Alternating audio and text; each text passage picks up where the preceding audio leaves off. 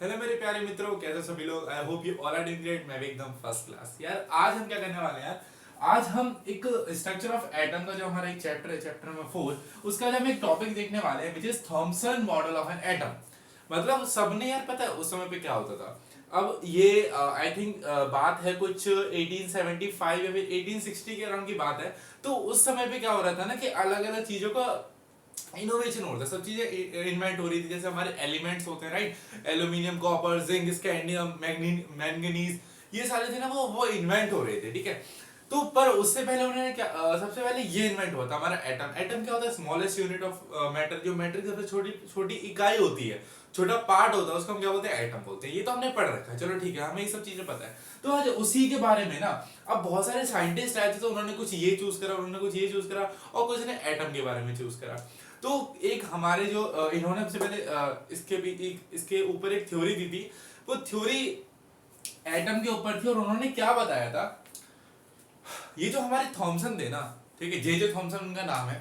इनका नाम पूरा लिख देता हूं, इनका नाम है जे जे थॉमसन, ठीक है।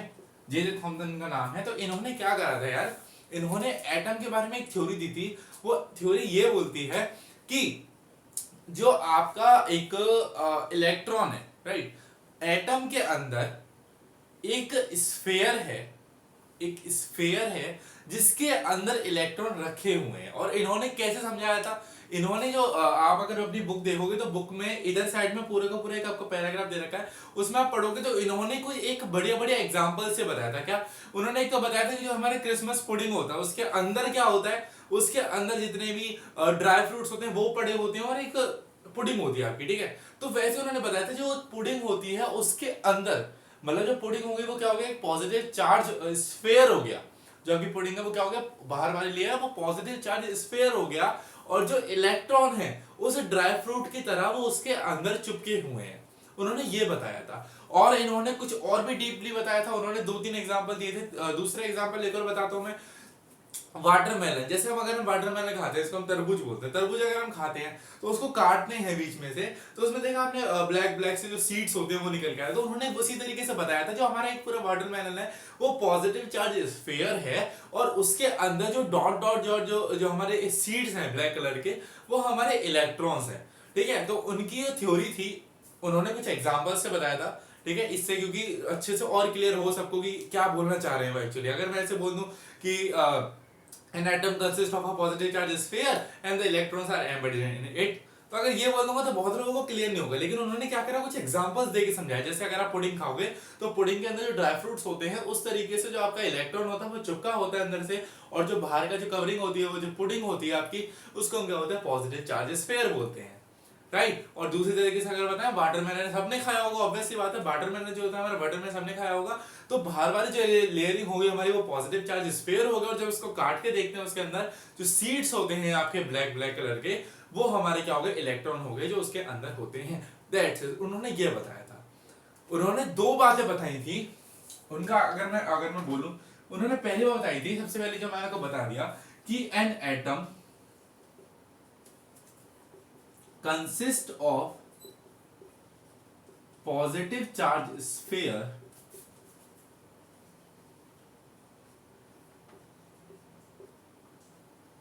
and electrons are embedded in it, ठीक है। जैसे मैंने आपको बताया कि एक एटम के पास, एटम एक कंसिस्ट करता है, मतलब एक एटम के पास एक पॉजिटिव चार्ज स्फीयर होता है जिसके अंदर एंड इलेक्ट्रॉन्स आर एम्बेडेड। अब एम्बेडेड का मतलब मैं बता दूं, उसके अंदर लिख दो, अंदर, अपनी इंग्लिश हिंदी में लिखते हैं, ठीक है, अंदर मतलब उसके अंदर, एम्बेडेड मतलब उसके अंदर चिपके हुए हैं, राइट। चलो, तो ये उन्होंने पहली थ्योरी दी थी। दूसरी थ्योरी भी दी थी। दूसरी थ्योरी उन्होंने ये बताया था कि अब आप मुझे एक चीज बताओ, अगर मान लो मेरे पास एक तराजू है, वेइंग मशीन इसको कहते हैं, तराजू ऐसे करके ऐसे होता है। हम सब ने देख रखी है यार, अब तो ये इलेक्ट्रॉनिक्स वाली आ गई है। आपने पहले देखी होगी कि एक छोटा सा होता था, उसके अंदर पन्नी रखी हुई उसको रखते थे, यहाँ पे बड़े बड़े 2-2 किलो के उस पे ऐसे करके रखते थे, पूछते थे कितना किलो चाहिए, तो 5 किलो का अलग, 1 किलो का अलग, 3 किलो का अलग, राइट, ऐसे करके देते थे। तो इधर वो, और यहाँ पे वो जो सामान हम ले रहे हैं उसको डालते थे, जब वो बैलेंस हो जाता था तो हम उसको क्या बोलते थे कि बैलेंस स्टेट में। लेकिन अगर वो ज्यादा हो गया तो इसमें से कम निकालते थे, अगर ये बहुत कम है तो इसमें थोड़ा ज्यादा डाल देते ताकि इक्वल हो जाए, बैलेंस बैठ जाए, राइट। तो उस तरीके से उन्होंने एक चीज बताया कि जो इलेक्ट्रॉन है ना, जो सॉरी हमारा एटम है ना यार, अब एटम के पास इलेक्ट्रॉन होता है, प्रोटॉन होता है, न्यूट्रॉन होता है, राइट। न्यूट्रॉन तो चलो ठीक है न्यूट्रल होता है, और मैंने क्या बताया था, इलेक्ट्रॉन के ऊपर नेगेटिव चार्ज होता है और प्रोटॉन के ऊपर पॉजिटिव चार्ज होता है, ठीक है। तो एटम को मेनली दो चीजों से दिक्कत थी, क्या, पहला तो इलेक्ट्रॉन और दूसरा प्रोटॉन। अगर किसी की भी संख्या ज्यादा बढ़ जाएगी तो वो क्या हो जाएगा, वो उसी स्टेट में, उसी चार्ज में वो बढ़ जाएगा, राइट। जैसे जैसे आप मान लो आपके पास 50 रुपए है, मेरे पास 10 रुपए है, तो किसकी संख्या ज्यादा होगी, कौन बताओ, किसकी संख्या ज्यादा है। अगर मैं आपको 10 रुपए दे दूंगा तो आपका, अगर आप मुझे 10 रुपए दोगे फर्क नहीं पड़ेगा ना, आपके पास तो जब भी 40 रुपए बचेंगे, पर मेरे पास तो कम है ना, ठीक है। तो आपकी जो है डोमिनेंस वो बढ़ गई, मेरी डोमिनेंस घट गई, राइट। ऐसे ही होता है, अगर आपके इलेक्ट्रॉन ज्यादा बढ़ जाएंगे तो इलेक्ट्रॉन की जो संख्या होगी, ये इलेक्ट्रॉन का डोमिनेंस होगा वो बढ़ जाएगा, तो पूरा का पूरा जो हमारा स्फीयर होगा वो नेगेटिव चार्ज का बन जाएगा। लेकिन अगर कहीं क्या बन जाए, पॉजिटिव वाला बन जाए, तो अगर पॉजिटिव की संख्या ज्यादा बढ़ेगी, डोमिनेंस बढ़ गया पॉजिटिव का, तो पॉजिटिव बन जाएगा। पर उन्होंने बोला ना ना ना ना, ऐसा कुछ नहीं होता है। उन्होंने बोला ऐसा होता है कि जो एटम होता है आपका, उसके अंदर जो इलेक्ट्रॉन और जो पॉजिटिव चार्ज, ऐसे उन्होंने इलेक्ट्रॉन प्रोटॉन नहीं बोला, उन्होंने क्या यूज करा है, उन्होंने यूज करा negative charge and positive charge, both are equal in magnitude. उन्होंने क्या बोला, फिर से बता रहे हैं कि in an atom the negative charge and the positive charge both are equal in magnitude. मतलब वो किसमें इक्वल है, मैग्नीट्यूड में इक्वल है। अगर इलेक्ट्रॉन के पास 10 हैं, उसी तरह से प्रोटॉन के पास भी 10 ही होंगे। पॉजिटिव चार्ज के पास 10 हैं तो नेगेटिव चार्ज के पास भी 10 होंगे, राइट। अगर पॉजिटिव 15 कंटेन कर रहा है तो नेगेटिव भी 15 कंटेन करेगा, उन्होंने ये बोला। तो इसकी वजह से क्या हुआ कि वो बैलेंस रहा, एटम है ना वो अनस्टेबल नहीं हुआ। अगर आप मान लो इलेक्ट्रॉन ज्यादा बढ़ जाते तो नेगेटिव चार्ज बढ़ जाता, तो एटम हमारा अनस्टेबल हो सकता था। एटम के ऊपर कोई भी चार्ज नहीं होता, वो इलेक्ट्रिकली न्यूट्रल होता है। वो क्यों न्यूट्रल होता है, क्योंकि जो हमारे इलेक्ट्रॉन होते हैं और जो हमारे प्रोटॉन होते हैं वो both are equal in magnitude होते हैं। मतलब दोनों के दोनों मैग्नीट्यूड वाइज इक्वल होते हैं। मैग्नीट्यूड वाइज मतलब उनकी वैल्यू सेम होती है। मैंने बताया अगर नेगेटिव चार्ज के पास 15 है तो पॉजिटिव चार्ज के पास भी 15 ही होंगे, तभी वो एटम क्या है, एक बैलेंस स्टेट में है, वो स्टेबल है, राइट। चलो वो अनस्टेबल नहीं है। चलो अब हम इस चीज को लिखते हैं। दूसरा हमारा जो पॉइंट है वो उन्होंने बोला था, in an atom negative charge, negative and positive charge both are in, both have equal magnitude. उन्होंने ये बोला था, वो मैंने आपको बुरी बुरी बात समझा दी है। अगर मान लो इलेक्ट्रॉन है यहाँ पे, उसके पास 15 है, तो यहाँ प्रोटॉन भी जो होगा उसके पास भी 15 होने चाहिए, तभी जो आपका एटम होगा वो क्या होगा, इलेक्ट्रिकली न्यूट्रल होगा, ठीक है। By which atom is electrically neutral. Neutral मतलब जैसे हम अपने बाइक्स में देखते हैं, बाइक्स में एक एन कलर का सिंबल होता है, ग्रीन कलर का। अगर आप पूरे के पूरे गियर डाउन कर देते हो, राइट, तो उसमें वो जो ग्रीन वाला डॉट होता है वो पूरा ग्लो करता है। मतलब आपकी जो गाड़ी है वो न्यूट्रल में, ना तो उसमें गियर पड़ा है और ना निकला है, वो न्यूट्रल स्टेट में। अगर आप गियर डाल दोगे तो वैसे ही वो बंद हो जाएगा, और जैसे गियर हटा दोगे वैसे ही वो क्या होगा, फिर से ऑन हो जाएगा। तो इसका मैं एक आपको बता रखा है डायग्राम बना के। इसका डायग्राम बनाता हूं पहले वाले का, कि पॉजिटिव चार्ज स्फीयर कुछ इस तरीके से है। ये भी जो ये है पॉजिटिव चार्ज स्फीयर है, ठीक है, पॉजिटिव चार्ज स्फीयर है, जिसके अंदर इलेक्ट्रॉन क्या है, एम्बेडेड है। मतलब इसके अंदर इलेक्ट्रॉन है। अच्छा, और अगर इतना बता देते हम, तो हम ये बोल सकते हैं कि इलेक्ट्रॉन की संख्या बहुत ज्यादा है। लेकिन उन्होंने एक और बात बोली, उन्होंने एक और बात ये बोली कि एक एटम में नेगेटिव और पॉजिटिव चार्ज दोनों के दोनों इक्वल अमाउंट में होते हैं। तो यहाँ पे पॉजिटिव लिख लो या फिर नेगेटिव लिख लो, बात एक ही है। वो वाला बात होगी ना कि if A B is equals to B C and और B C is equals to A D, तो हम ये बोल सकते हैं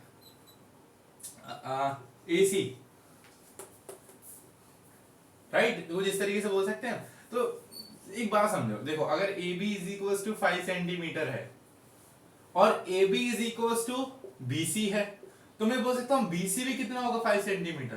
कुछ जिस तरीके से याद है आपको, वो तो मैथ्स में चला गया, लेकिन बता रहा हूं अगर दोनों इक्वल हैं तो चाहे प्रोटॉन लिख लो चाहे इलेक्ट्रॉन लिख लो, बात तो सेम ही पढ़नी है क्योंकि मैग्नीट्यूड तो सेम है दोनों का, राइट। चलो, और उन्होंने क्या बोला कि जब भी वो एटम हमारा क्या होता है, वो इलेक्ट्रिकली न्यूट्रल होता है। अदरवाइज अगर आप ये नहीं करोगे तो जो आपका एटम होगा वो इलेक्ट्रिकली न्यूट्रल नहीं होगा, तो वो अनस्टेबल हो जाएगा और यहाँ पे सारी की सारी बातें ही खत्म हो जाती है, ठीक है। अब फिर अब शुरुआत में आता है, जब मैं शुरुआत में वीडियो लेक्चर स्टार्ट कर रहा था, क्या स्टार्ट कर रहा था मैंने आपको ये बताया था कि उस समय पे हर साइंटिस्ट अपना अपना ढूंढने में लगे हुए थे किसी ना किसी पे, राइट। अब ये तो है नहीं कि एटम के ऊपर सिर्फ एक ही व्यक्ति ने, जो जे थॉमसन है, उन्हीं ने पूरा का पूरा डिस्कवरी करी थी, नहीं। हम कहते हैं ना, एक कहावत है ना कि किसी का भी एक जो वीक पॉइंट होता है उसको पकड़ लो और अगर वो तुम्हें पता लग जाएगा तो सामने वाला चुटकियों में गिर जाएगा। ऐसा हम याद करते हैं ना, बताते हैं ना कि जो सामने वाला इतना ग्रो कर रहा है उसका कोई एक छोटी सी मिस्टेक करेगा, वो छोटी सी तो मिस्टेक करेगा, उस छोटी सी मिस्टेक को निकाल के अगर तुम उसको सही कर लोगे तो तुम उससे और ऊपर बन जाओगे, राइट। इस तरीके से होता है। और सब बंदे के अपने नेगेटिव भी हो सकते हैं, वीक होते हैं, वीक पॉइंट्स होते हैं, राइट। तो ऐसे ही एक और व्यक्ति है जिनका नाम था रदरफोर्ड, ठीक है, जिनका नाम था रदरफोर्ड। रदरफोर्ड ने इनका जो ये था ना थ्योरी, उसको थोड़ा सा गलत साबित करके दिखाया। जो इन्होंने थ्योरी दी है, वैसे आपको थ्योरी पढ़ने में कोई गलत नहीं लग रही होगी क्योंकि ये बिल्कुल सही है, वैसे देखा जाए हमारे हिसाब से बिल्कुल सही है, लेकिन उस समय में मैंने बताया था, सब देख रहे थे कि बस एक नेगेटिव, एक छोटा सा वीक पॉइंट और मिल गया हमको वीक पॉइंट, और उन्होंने अपनी एक थ्योरी छाप दी, और वो हम थ्योरी पढ़ेंगे नेक्स्ट वाले लेक्चर में। तब तक के लिए अच्छे से इसको रिवाइज कर लो और समझो इसको, थोड़ा सा इसके ऊपर और इनोवेशन करने की कोशिश करो। क्या हो सकता है यार अगर एक जो हमारे ये चीज है ना उसको प्रैक्टिकली देखो, एक ऐसा स्फीयर, उसके अंदर इलेक्ट्रॉन गड़े हुए ये वो, तो इस तरीके से सोचोगे ना तो आपका बहुत बढ़िया हो जाएगा, बहुत भला हो जाएगा ठीक है। तो ये वाला लेक्चर को हम यहीं पे रखते हैं, ठीक है। आई होप आज का लेक्चर आपको समझ में आया होगा। अगले वाले लेक्चर में लेके आऊंगा मैं आपके लिए रदरफोर्ड मॉडल, वो तो बहुत ज्यादा मजा है यार, उसमें और भी ज्यादा मजा आएगा, ठीक है। तो मिलते हैं लेक्चर में, तब तक के लिए bye bye, stay tuned, good bye.